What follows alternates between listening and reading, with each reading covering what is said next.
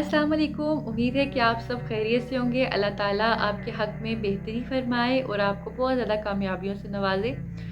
मैं असल में थोड़ा टाइम हुआ है टिकटॉक के ऊपर आई हूँ और मुझे फ़ील हुआ है कि काफ़ी सारी चीज़ें हमारी यूथ को नहीं पता।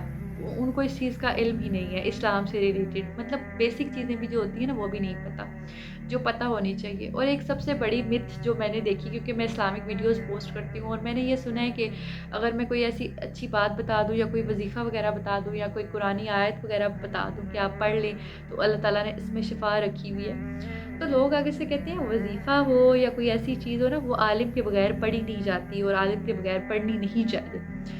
तो मैं बड़ी हैरान होती हूँ जब इस तरह के मुझे कमेंट्स या मैसेजेस रिसीव होते हैं कि ये क्या बात हुई। कुरान पाक तो अल्लाह ताला ने सबके लिए उतारा है, इवन सिर्फ मुसलमानों के लिए नहीं उतारा, बल्कि कुरान करीम ऐसी किताब है, अल्लाह का ऐसा मोजज़ा है कि जो पूरी दुनिया में चाहे किसी भी मज़हब से ताल्लुक़ रखते हैं इंसान, उनके लिए बेहतरी है। अगर इंसानों के लिए बेहतरी है तो मैंने तो कहीं पे भी कुरान पाक में नहीं पढ़ा कि ये किताब सिर्फ़ मौलवियों के लिए है, ये किताब सिर्फ़ मदरसे में पढ़ी जाएगी या ये किताब सिर्फ़ मदरसे वालों ने पढ़ के आगे अवाम तक पहुँचानी है। ऐसा तो कुछ भी नहीं है। मेरे सामने तो कुरान की ऐसी तमाम आयात हैं जो अल्लाह ताला ने क्लियरली इंसानों को मुखातिब की हैं कि ए नबी इनसे फ़रमा दीजिए, ए नबी अपने बंदों से फ़रमा दीजिए, ए नबी अपनी उम्मत से फ़रमा दीजिए, ए नबी मोमिन मुसलमान औरतों और मर्दों से फ़रमा दीजिए। ठीक है, अल्लाह ताला ने तो हमें इस तरह से मुखातिब किया हुआ है कि अल्लाह ताला ने ठीक है पैगाम नबी करीम सल्लल्लाहु अलैहि वसल्लम के हमें थ्रू हमें पहुँचाया, लेकिन अल्लाह ताला ने ये तो नहीं कहा कि ए नबी फ़लाँ मौलवी को बता दीजिए, वो अपने लोगों को ऐसे कह दे कि ए नबी फ़लाने कारी साहब को बता दीजिए कि वो ये वज़ीफ़ा करके अपने बंदों को कह दें कि हाँ जी आप कर सकते हैं। ऐसा तो मैंने नहीं पढ़ा, ना मैंने कभी ऐसा सुना है।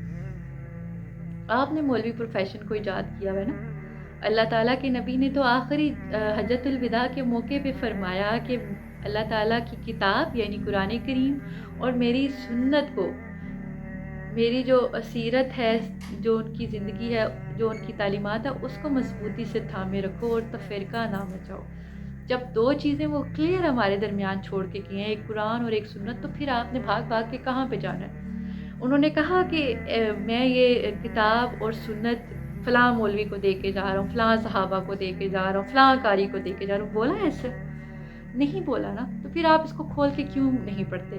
बाज़ लोग कहते हैं कि जी कुरान करीम अकेले पढ़ना बैठ के वो इंसान को गुमराह कर देता है। क्या क्या मतलब इस बात का गुमराह कर देता है? क्यों गुमराह कर देता है?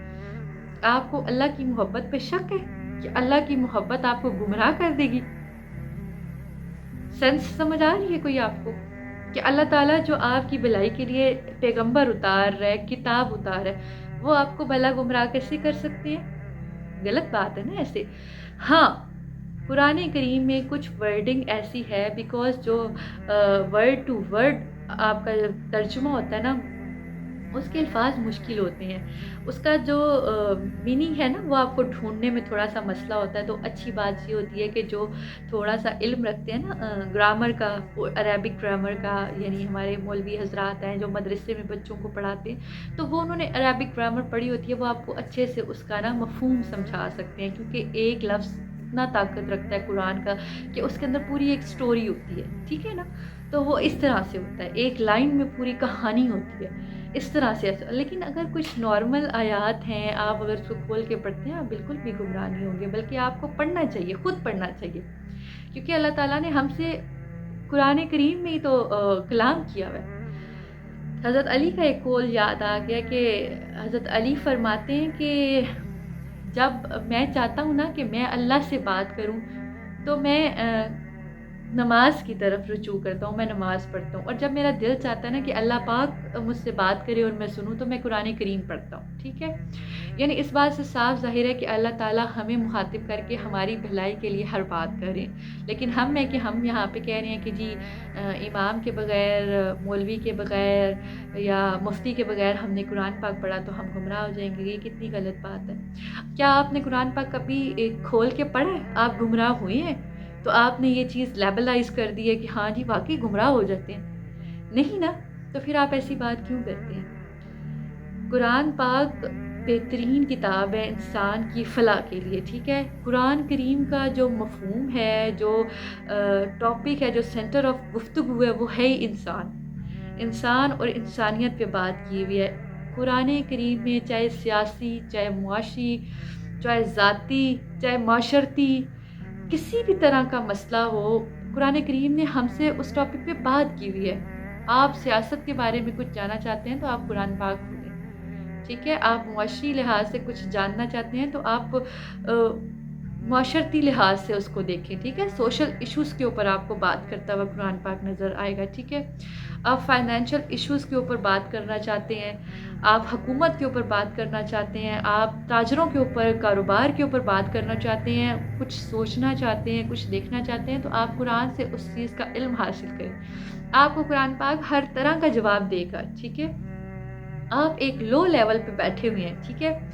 آپ کی سوچ صرف ریڑھی چلانے والی ہے کہ آپ نے ریڑھی کے اوپر 4 سبزیاں رکھ کے بیچنی ہیں، اور جو آپ کے مسئلے ہیں نا، آپ قرآن پاک سے وہ مسئلے پوچھیں، آپ کو قرآن پاک اس چیز کا جواب دے گا۔ آپ ڈاکٹر ہیں اور ڈاکٹریٹ کی فیلڈ میں ہیں اور آپ کو کوئی پریشانی آ گئی ہے، تو آپ اس دماغی لیول پہ جب سوچتے ہیں تو آپ قرآن پاک سے پوچھیں، آپ کو ڈاکٹر کے پوائنٹ آف ویو سے جواب ملے گا۔ آپ زندگی کے کسی بھی شعبے میں ہیں، آپ قرآن کریم کو ایک دفعہ یاد کریں اور ادھر سے اپنے مسئلوں کا حل ڈھونڈیں، آپ کو ملے گا۔ یعنی ایک سطحی لحاظ پہ ایک جو دماغ ہوتا ہے ادھر سے لے کے، اور ایک جو شعور کی حدوں کو چھو رہا ہوتا ہے دماغ، اس میں اٹھنے والے سوالات، اور ایک چھوٹے لیول کے دماغ پہ اٹھنے والے سوال ہر طرح کے، وہ آپ قرآن سے پوچھے، قرآن آپ کو جواب دے گا۔ قرآن کے پاس ہر مقطع فکر کے میں سوچنے والے انسان کے لیے جواب ہے، چاہے وہ کسی بھی سوچ کا مالک ہو۔ آپ پوچھیں تو صحیح نا۔ آپ نے تو اس کو لیبلائز کر دیا کہ نہیں یہ تو مولوی بتائیں گے، مفتی بتائیں گے، ہم نہیں پڑھ سکتے، ہم گمراہ ہو جائیں گے۔